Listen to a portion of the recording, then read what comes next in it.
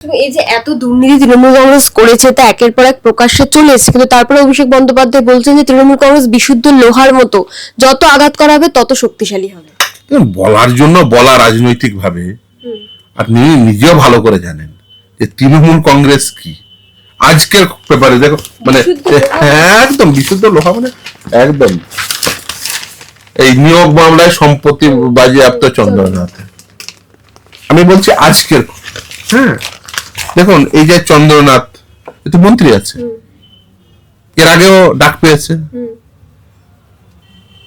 Trinamool Congress zero tolerance দুর্নীতিতে, আর তার সম্পত্তি বাজেয়াপ্ত হচ্ছে প্রায় 4 কোটি টাকা। আপনি ভাবুন, তৃণমূল কংগ্রেসের নেতার নাম পার্থ চ্যাটার্জি, তৃণমূল কংগ্রেসের নেতার নাম চন্দ্রনাথ, তৃণমূল কংগ্রেসের নেতার নাম ববি হাকিম, তৃণমূল কংগ্রেসের নেতার নাম রাজীব বন্দ্যোপাধ্যায়, অনুব্রত মণ্ডল, মানে আমি কত বলবো। তৃণমূল কংগ্রেসের আমলে তৃণমূল কংগ্রেস কি বলেছিল এর আগে মনে থাকবে নিশ্চিত, ওই রাজারহাটে ফাইল দেখিয়ে, যে যেখানে দুর্গাঙ্গন, মানে রাজারহাটে এই তো দুর্গাঙ্গন তৈরি করবো বলেছেন, ফাইল দেখিয়ে বলেছিলেন এই ফাইলে ডকুমেন্ট আছে গৌতম দেব জেলে যাবে, সিপিএম এর নেতারা জেলে যাবে। গৌতম দেব এখন মিটিং, মানে প্রেস কনফারেন্স করে বলছে যে মমতা প্রাক্তন হয়ে গেছে, দুর্গাঙ্গনের ওই জমি নেওয়াটা ঠিক হয়নি। হিডকোর কোন মিটিং এ এই ডিসিশন হলো, কারণ হিডকোর জমি ওইভাবে দেওয়া যায় না।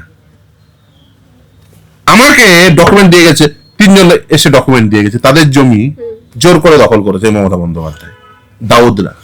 দাউদদের জমি, তাদের পরিবারের জমি, তার একটা পরিবারের 2 বিঘা জমি আছে ওই অঞ্চলে। 1 টাকা কম্পেনসেশন পাননি। অবভিয়াসলি, কিন্তু কি হবে, মামলা করে তো কোনো লাভ হবে না। দেখুন মামলা কারা করেছিলেন, এই যে শিক্ষক নিয়োগ দুর্নীতি থেকে শুরু করে যারা বঞ্চিত নিপীড়িত মানুষ, তারা মামলা করবে, সেটাই স্বাভাবিক। মামলা কি শুধুমাত্র কে ভোটে জিতবে কে ভোটে হারবে তার জন্য হয় নাকি? যে বঞ্চিত মানুষ সে মামলা করবে, সেটাই স্বাভাবিক। তার সঙ্গে যে অন্যায় হয়েছে তার বিরুদ্ধে সে কোর্টে আসতে পারেন, এবং সে এই যে কম্পেনসেশন পাননি, জমি দিয়েছেন, সে আসবে না কোর্টে? যে চাকরি পাননি সে কোর্টে আসবে না? অবশ্যই আসবে, এবং তার মামলা করব। আর যারা যারা মনে করছেন যে ওই বিজেপির সাথে সেটিং রেখে পিঠ বাঁচিয়ে রেবো, ভুল ভাবছেন। यहाँ पर देर है मगर अंधेर नहीं। পার্থ চ্যাটার্জি একসময় ভাবতো, বলেও ছিল, দেখবেন জিজ্ঞাসা করবেন, এখন জেল থেকে বেরিয়েছে তো জিজ্ঞাসা করবেন ও কি হবে, আমি মন্ত্রী। কত মন্ত্রী ঢুকে গেল, মাথায় রাখতে হবে। ভারতবর্ষে ইন্দিরা গান্ধী প্রধানমন্ত্রী ছিল, ইন্দিরা গান্ধী জেলেও ছিল। ভারতবর্ষে একাধিক মুখ্যমন্ত্রী ক্ষমতায় ছিল, সঙ্গে জেলেও ছিল। কত উদাহরণ নেবেন? এটা ভাবার কোনো কারণ নেই। সমীকরণ তৈরি করে দীর্ঘদিন অন্যায় করে যাব, কিচ্ছু হবে না, এটা ভাবার কোনো কারণ নেই। অন্যায় করলে দেখুন ন্যায় দুভাবে হয়। আপনি যেটা বলছেন সেটা হচ্ছে ভোটের অঙ্কে জনগণ তারা তাদের ন্যায় বিচার করবে কিনা, এটা জনগণের ন্যায় বিচার। আর আদালতের ন্যায় বিচার, দেখুন আদালতে প্রমাণ সাপেক্ষে নথির উপর ভিত্তি করে বিচার হয়, এবং সেটা সময় সাপেক্ষ হয়।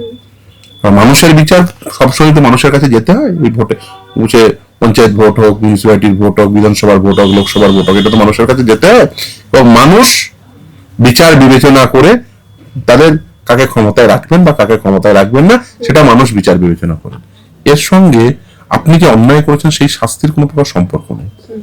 মানুষ কাউকে ভোটে জেতাক বা হারাক, তার মানে এই নয় তিনি যে অন্যায় করেছেন সেটা ন্যায় হিসাবে পরিগণিত হবে। একজন যদি মার্ডারার ভোটে যেতে, তাহলে কি মানে সে ন্যায় করেছে ধরে নেওয়া হবে? কালকে রেপিস্ট যদি ভোটে যেতে, তাহলে বলে না ও রেপ করেনি। একটা চোর যদি ভোটে যেতে, এই মমতা ব্যানার্জির মতো চোরেরা ভোটে যেতে যাবে নাকি চুরি করেনি?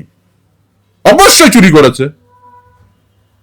হ্যাঁ, চুরি করার পরেও জেলে যাচ্ছে না, তার কারণ যারা তদন্ত করছে সেই চোরের সাথে মিলে আছে, সেই জন্য জেলে যাচ্ছে না।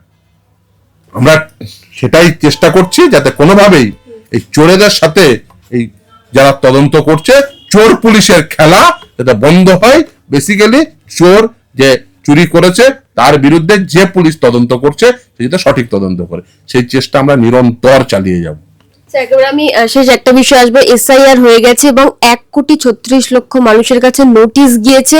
বৃদ্ধা একজন ব্যক্তি যে হয়তো উঠে দাঁড়াতেও পারে না, তাদেরকেও শুনানির জন্য ডাকা হচ্ছে, তাদেরকে প্রমাণ করতে হবে। শুধু তাই নয়, কান্তি গাঙ্গুলি 15 বছরের মন্ত্রী ছিলেন, তাকেও এসআইআর এর নোটিশ পাঠানো হলো। দেখুন, এসআইআর এর নাম করে যেটা করেছে নির্বাচন কমিশন, সেটা বেসিক্যালি দেখুন এসআইআর হওয়া উচিত, আমি এসআইআর এর পক্ষের মানুষ, কিন্তু এসআইআর এই ফর্মে না।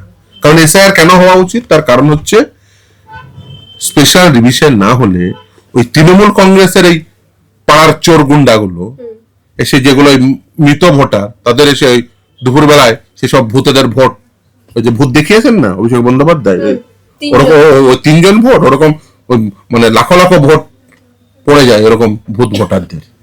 কারণ ভূত ভোটার তো তৃণমূল কংগ্রেস নামাই, তো যারা মৃত ভোটার তাদের ভোট তো দিয়ে যায়, তৃণমূল কংগ্রেসই তো দিয়ে যায়, ফলে ভূত ভোটার তৃণমূল কংগ্রেস নামায়। ওই ব্যাপারে সিদ্ধ হস্ত তৃণমূল কংগ্রেস। হ্যাঁ, র্যাম্পে, আরে ভূত ভোটার তো তৃণমূল কংগ্রেসই নামায়, র্যাম্পে তো হাঁটাবে তৃণমূল কংগ্রেস, সেটা স্বাভাবিক। কারণ মৃত ভোটারদের ভোট তো তৃণমূল কংগ্রেসই দিয়ে যায়, এই নিয়ে তো কোনো সন্দেহ নেই। হ্যাঁ, এবার এর জন্য দায়ী হচ্ছে নির্বাচন কমিশন। দেখুন, নিশ্চিতভাবে এসআইআর হওয়া উচিত, কিন্তু এসআইআর এই ফর্মে হওয়া উচিত।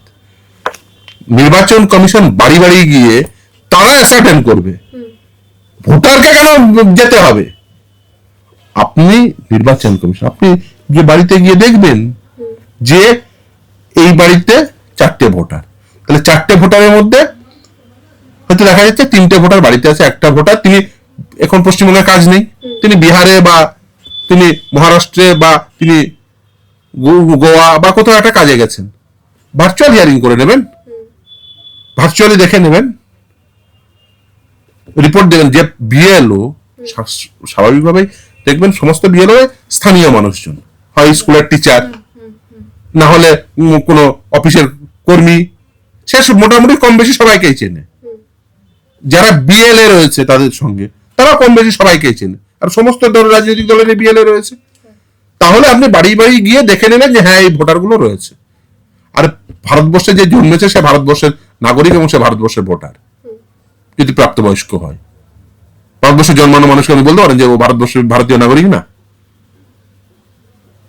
কোন প্রভিশন অনুযায়ী বলবেন? আপনি আজকে ভারতবর্ষের একজন নাগরিককে যিনি ভোটার হিসেবে আগে ভোট দিয়েছেন, আপনি বলবেন যে সে ভোটার না, সে নাগরিক না? আর নির্বাচন কমিশনের এই অধিকার রয়েছে নাকি যে ও নাগরিক না এটাকে ডিক্লেয়ার করা? নির্বাচন কমিশন কেউ না নাগরিক ডিক্লেয়ার, হ্যারাস করা ছাড়া কিচ্ছু হচ্ছে না। আর বিজেপি নিজেকে ইকুয়েট করেছে এই নির্বাচন কমিশন, ওই যে এসআর ঘোষণা হলো বিজেপি এমন উল্লসিত হলো যে সব রোহিঙ্গা ধরা পড়ে। কত রোহিঙ্গা ধরেছো ভাই?